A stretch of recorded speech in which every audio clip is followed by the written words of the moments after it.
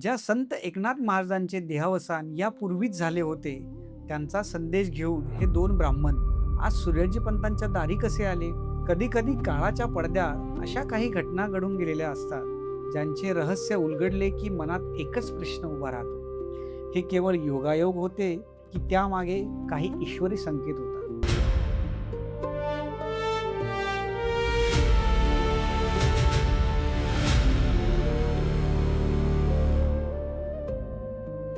कल्पना करा, एका महान संतांनी आपल्या देहावसनापूर्वीच एक पत्र लिहून ठेवले होते. पण ते पत्र ज्यांच्यासाठी लिहिले होते, त्यांच्या हातात ते त्याच वेळी दिले गेले नाही. त्या संतांची स्पष्ट आज्ञा होती, हे पत्र आत्ता नाही, 2 वर्षांनंतर सूर्याजी पंतांना द्या. आणि 2 वर्षांनी 2 विद्वान ब्राह्मण समर्थांच्या वाड्यात येतात.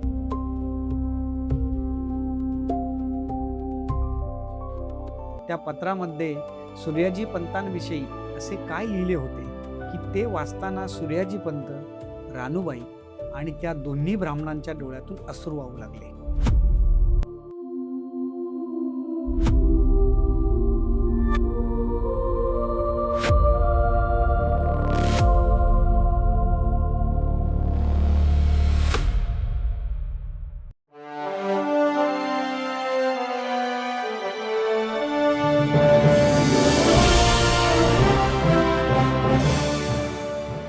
श्री राम जय राम जय जय राम श्री राम अर्थ तिथ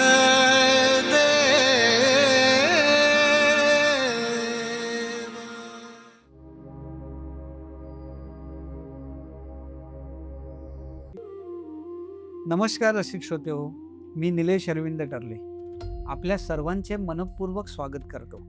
आपल्या लाडक्या टर्ले टीव्ही या यूट्यूब चॅनलवरील भक्ती, इतिहास आणि अध्यात्माचा अद्भुत प्रवास उलगडणाऱ्या श्री समर्थ विवरण या विशेष मालिकेच्या आजच्या भागामध्ये. जय जय रघुवीर समर्थ. रसिक श्रोते हो, कधी कधी काळाच्या पडद्याआड अशा काही घटना घडून गेलेल्या असतात, ज्यांचे रहस्य उलगडले की मनात एकच प्रश्न उभा राहतो. हे केवळ योगायोग होते की त्यामागे काही ईश्वरी संकेत होता? कल्पना करा, एका महान संतांनी आपल्या देहावसनापूर्वीच एक पत्र लिहून ठेवले होते.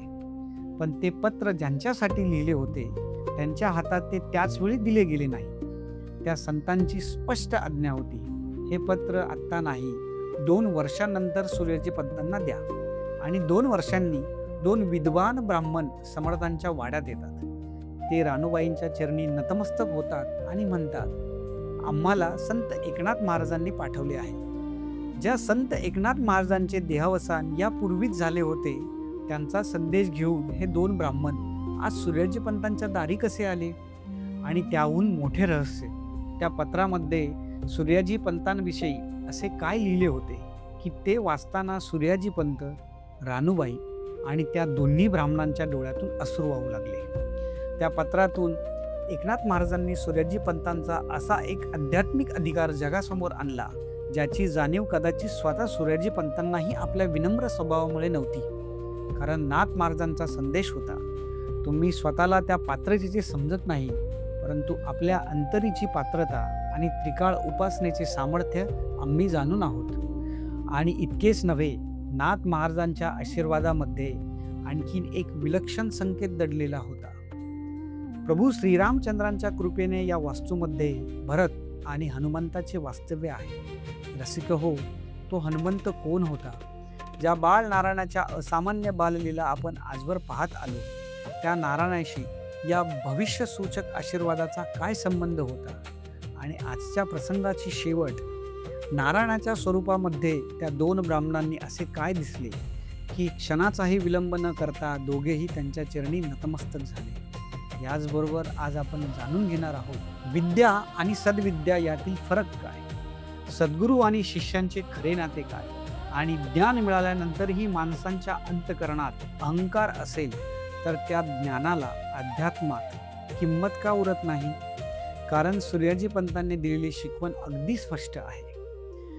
सद्विद्या ही सद्गुरुविना नाही आणि ज्ञानाची खरी शोभा अहंकारात नाही तर ती नम्रतेत आहे. म्हणूनच रसिक श्रोत्या हो, आजचा भाग केवळ एका ऐतिहासिक प्रसंगाचे विवरण नाही, तो आहे गुरुच्या कृपेचा, भक्तांच्या पात्रतेचा, संतांच्या दूरदृष्टीचा आणि नारायणाच्या अंतर्यामी दडलेल्या त्या दिव्य समर्थांच्या प्रवासाचा. तेव्हा आजचे हे विवरण शेवटपर्यंत अवश्य ऐका, कारण या कथेचा शेवट जिथे होतो तिथे शब्द थांबतात आणि दर्शन सुरू होते. चला तर मग प्रभू श्रीरामचंद्रांचे स्मरण करून समर्थांच्या चरणी मनोभावे नतमस्तक होऊन आरंभ करूया आजच्या या दिव्य विवरणाला. श्रीराम जय राम जय जय राम. आजच्या या अद्भुत प्रसंगाचे विवरण आपल्यासमोर उलगडण्यासाठी आपल्यासोबत आहेत आदरणीय जयवंत पंढरीकर सर. पंढरीकर सर, श्री समर्थ विवरणामध्ये आपले पुन्हा मनपूर्वक स्वागत करतो. जय श्रीराम. श्रोते हो, जय श्रीराम.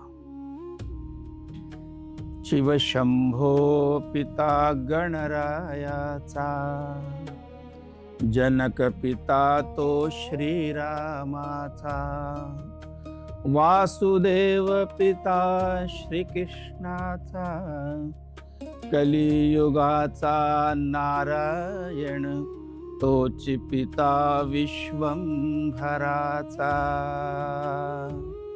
दासबोध तू जय श्रीराम, आत्माराम तू जय श्रीराम. दासबोध तू जय श्रीराम, आत्माराम तू जय श्रीराम.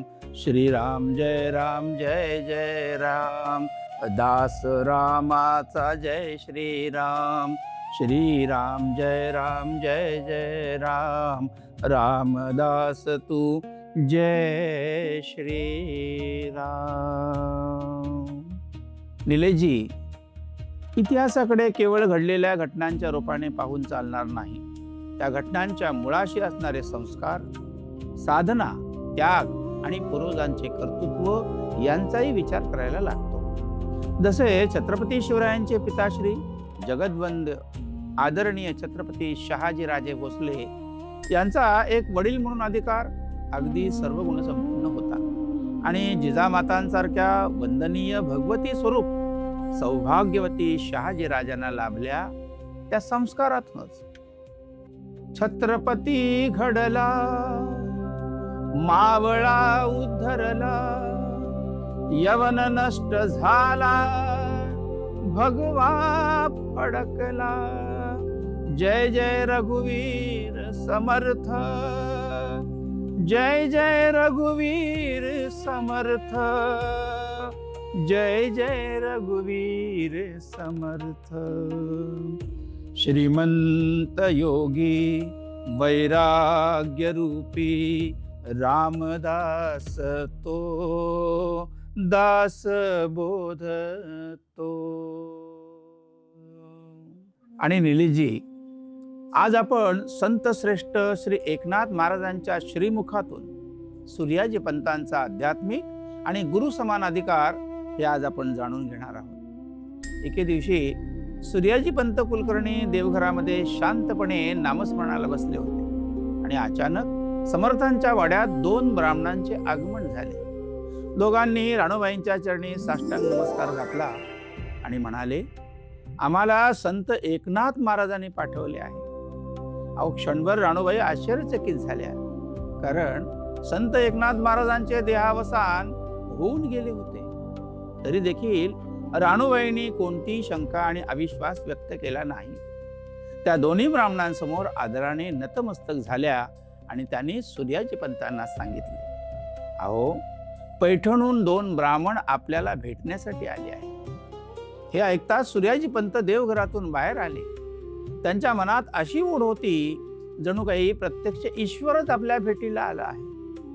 दोन्ही ब्राह्मण सूर्याजी पंतांच्या चरणी नतमस्तक झाले. पंढरीकर सर, इथेच एक विलक्षण गोष्ट जाणवते. आज आपण असतो तर पहिला प्रश्न कदाचित हाच विचारला असता. एकनाथ महाराजांचे देहावसान झाले आहे, मग तुम्हाला त्यांनी कसे पाठवले? पण रानूबाई आणि सूर्याजी पंत यांच्या मनात संशयाऐवजी नम्रता आणि श्रद्धा दिसते. आणि आता या भेटीमागचे कारण तर अजून अद्भुत आहे. बरोबर ना पंढरकरजी? अगदी निलेशजी. सूर्याजी पंत त्या ब्राह्मणांना अत्यंत प्रेमाने म्हणाले, आपण नाथांच्या पुण्यक्षेत्री पैठण या पुण्यभूमीतून आला आहात. आपले दर्शन झाले, आम्ही धन्य आणि कृतकृत्य झालो. आमच्यासाठी स्वारींची काय आज्ञा आहे? तेव्हा ते ब्राह्मण म्हणाले, स्वारी, आम्ही आपणास आज्ञा देणारे कोण? आणि पुढे जे सांगितले ते ऐकून त्या घरातील वातावरणच बदलून गेले. ते म्हणाले, नाथ महाराजांनी 2 वर्षांपूर्वी आम्हाला हे पत्र लिहून दिले होते आणि स्पष्ट आज्ञा केली होती, हे पत्र 2 वर्षानंतर सूर्याजी पंतांना द्यावे. 2 वर्षांपूर्वीच? म्हणजे नाथ महाराजांनी पत्र लिहिले, ते जपून ठेवण्यास सांगितले आणि ते सूर्याजी पंतांपर्यंत नेमके 2 वर्षांनी पोहोचवण्याची आज्ञाही दिली. पंढरकर सर, मग त्या पत्रामध्ये नेमके काय होते? निलेशजी, सूर्याजी पंतांनी ते पत्र हातात घेतले, पण ते साधं पत्र म्हणून उघडले नाही. प्रथम मस्तकी लावले, कारण त्यांच्यासाठी ते कागद नव्हते, तो नाथांचा कृपाप्रसाद होता. पत्र वाचायला सुरुवात झाली आणि वाचता वाचता राणूबाईंच्या डोळ्यात अश्रू आले, तसेच सूर्याजी पंतांच्या डोळ्यात अश्रू आले आणि त्या दोन्ही ब्राह्मणांच्या डोळ्यात अश्रू. नाथ महाराजांचा आशीर्वाद होता. सूर्याजी पंत, आपणास अनेक आशीर्वाद. प्रभू श्री रामचंद्रांच्या कृपेने आपल्या वास्तूमध्ये भरत आणि हनुमंताचे वास्तव्य आहे. त्याकरिता तुम्ही धन्य आणि कृतकृत्य आहात. सर, आपल्या वास्तूमध्ये भरत आणि हनुमंताचे वास्तव्य आहे.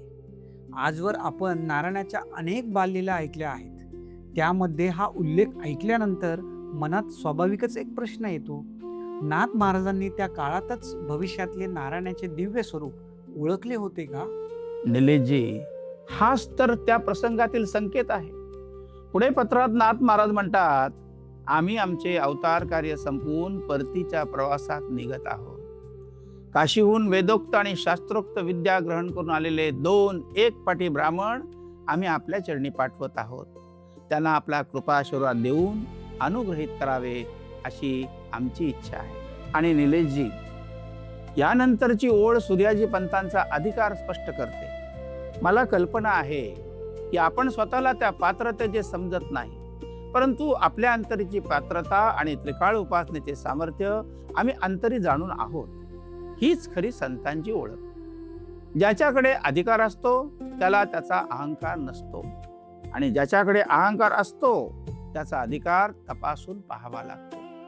पत्र वाचून सूर्याजी पंतांनी ते पुन्हा मस्तकी लावले, देवघरात श्रींच्या चरणी ठेवले आणि साष्टांग नमस्कार घातला. आणि मग सूर्याजी पंत राणूबाईंना म्हणाले ते महत्वाचे, राणूबाई, आपल्या नारायणाचा जन्म झाला तेव्हा संत एकनाथ महाराज गावात आले होते, आठवते तुम्हाला? राणूबाई म्हणाल्या, स्वामी, ते मी कसे विसरेन. तो दुर्मिळ दर्शनाचा क्षण मी माझ्या हृदयामध्ये स्थानापन्न करून ठेवला आहे. आले नाथ आमच्या घरी, आले नाथ आमच्या घरी, आले नाथ, आले नाथ आमच्या घरी, आले नाथ आमच्या घरी.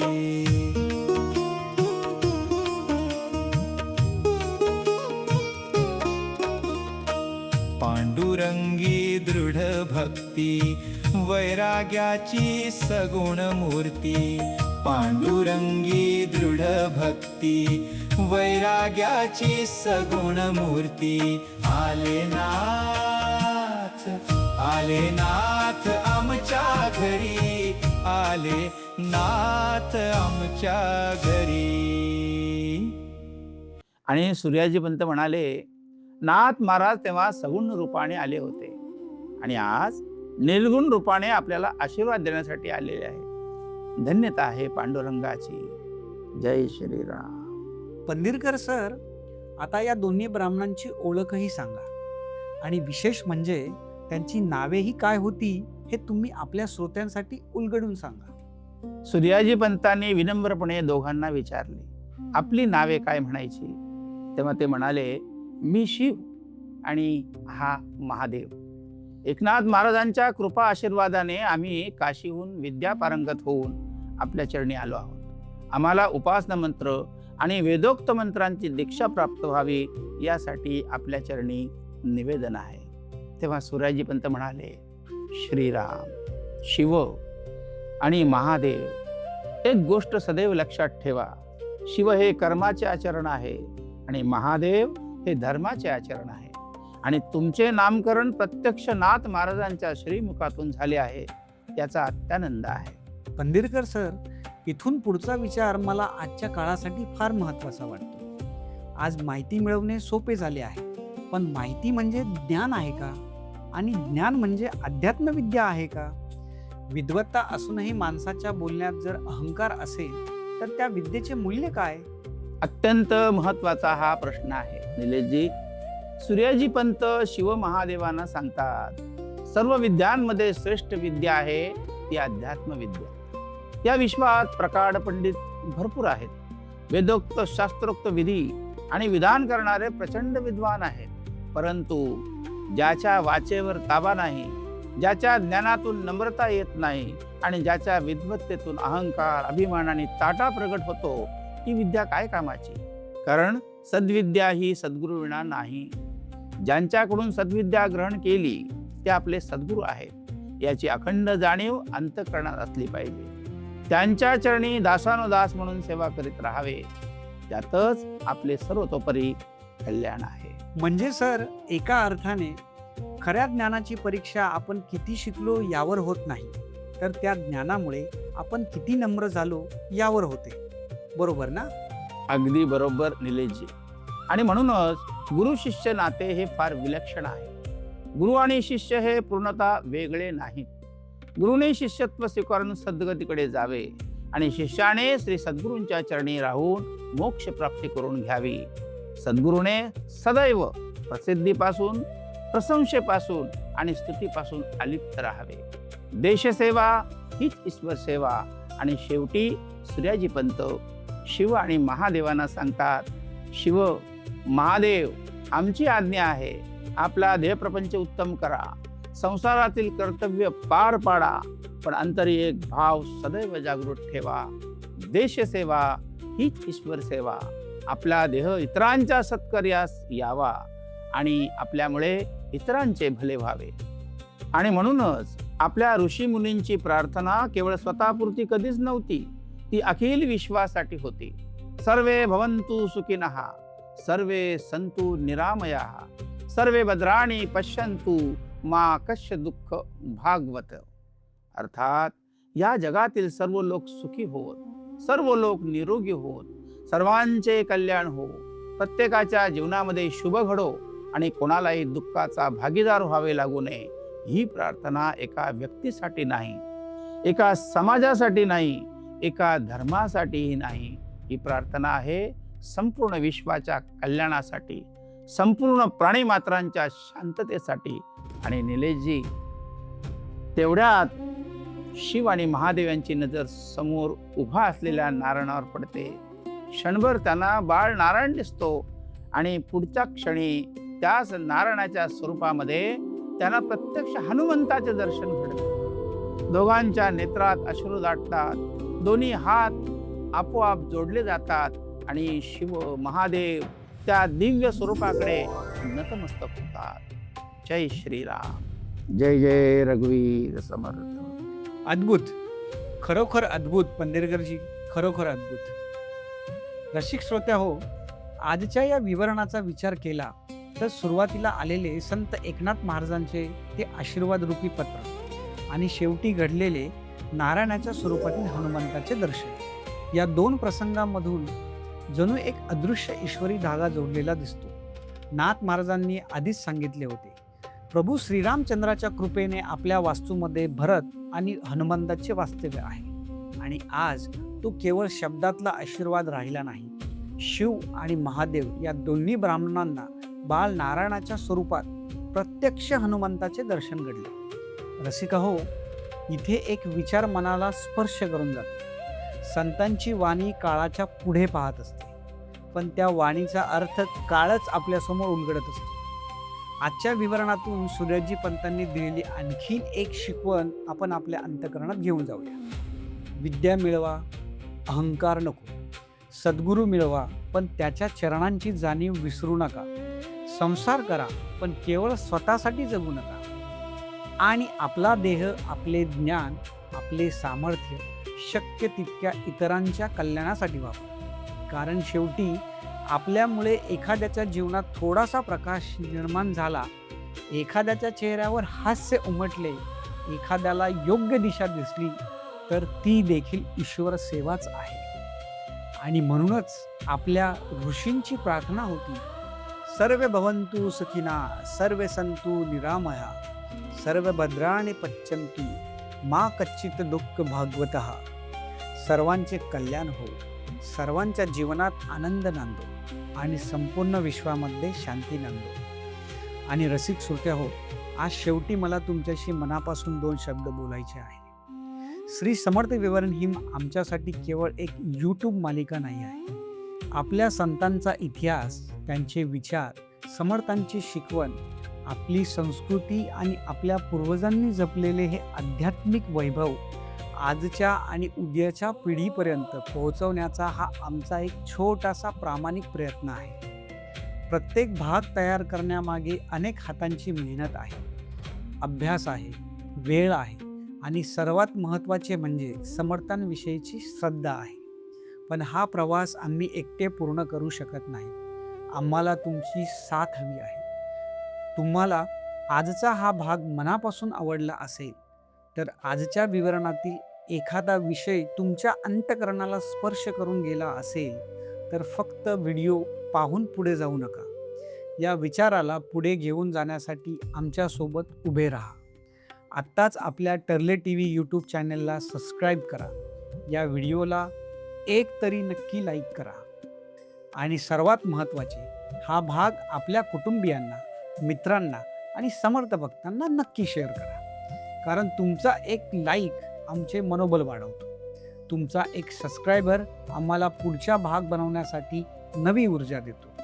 तुमचा एक शेअर कदाचित समर्थांचा हा विचार अशा एका व्यक्तीपर्यंत पोहोचू शकतो जिच्यापर्यंत आम्ही स्वतः कधीच पोहोचू शकलो नसतो.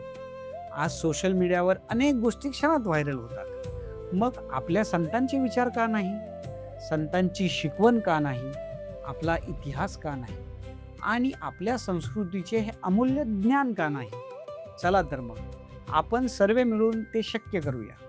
श्री समर्थ विवरण प्रत्येक मराठी मनापर्यंत, प्रत्येक समर्थ भक्तांपर्यंत आणि नव्या पिढीपर्यंत पोहोचूया. तुम्ही फक्त प्रेक्षक राहू नका, या ज्ञान प्रवासात सहभागी व्हा. तुमची साथच टर्ले TVची खरी ताकद होऊ शकते. आणि कमेंटमध्ये आज एकच जयघोष लिहायला विसरू नका, जय जय रघुवीर समर्थ. पाहूया समर्थ नावाचा जयघोष आपल्या कमेंट रूपी सेक्शनमध्ये किती दूरपर्यंत पोहोचतो. मी निलेश अरविंद टर्ले आपल्या सर्वांचे मनपूर्वक आभार मानतो. पुन्हा भेटूया श्री समर्थ विवरणाच्या पुढील भागामध्ये समर्थांच्या जीवनातील आणखीन एका प्रेरणादायी आणि विलक्षण प्रसंगासह. तोपर्यंत नाम मुखी असू द्या, श्रद्धा अंतरी असू द्या आणि सत्कर्म आपल्या हातून घडत राहू द्या. श्रीराम जय राम जय जय राम. जय जय रघुवीर समर्थ, जय जय रघुवीर समर्थ, जय जय रघुवीर समर्थ. जय श्रीराम. श्री राम जय राम, जय जय राम. श्री राम अर्थ तिथ